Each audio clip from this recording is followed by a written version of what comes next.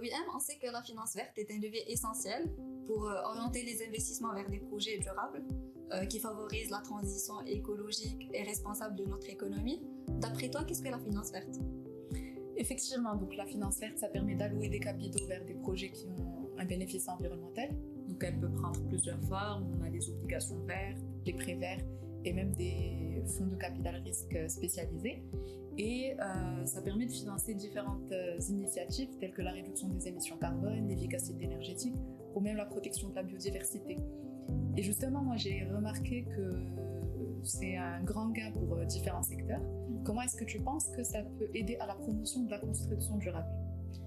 La finance verte aide les développeurs de projets à absorber les coûts liés aux solutions énergétiques et garantissent d'avoir des bâtiments sobres en énergie, en eau, et aussi qui garantissent un certain confort des usagers.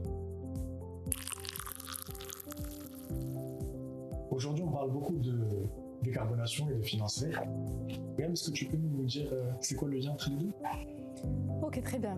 Pour parler du lien entre décarbonation et finance verte, il faut qu'on ressarte un peu le contexte global. Aujourd'hui, dans le contexte de changement climatique, accord de Paris et tout le reste, j'en passe. On en parle dans d'autres vidéos d'ailleurs. Il est nécessaire que tous les secteurs soient décarbonés et la finance en fait partie.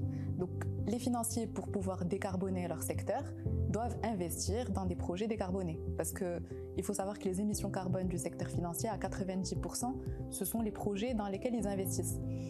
D'où les exigences de décarbonation par rapport aux projets d'investissement. Donc dans ce cas-là, les entreprises, pour pouvoir accéder à des flux de financement, doivent présenter un reporting carbone pour que la banque puisse juger est-ce que les projets sont décarbonés ou pas.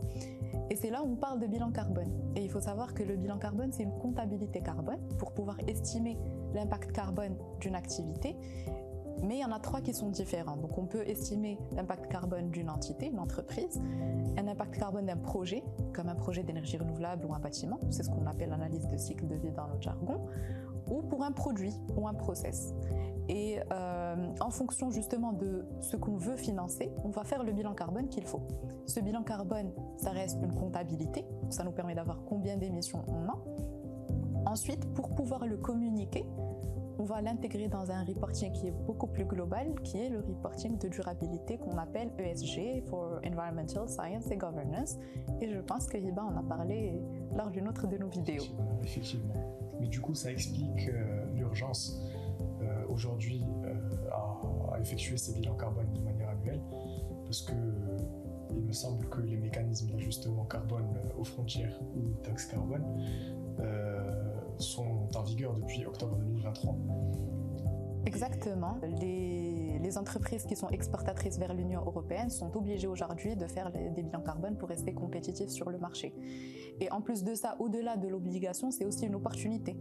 Parce que les initiatives de décarbonation peuvent aussi ramener de l'argent si on vend des crédits carbone. Et suivez-nous la prochaine vidéo, on parlera des marchés carbone justement.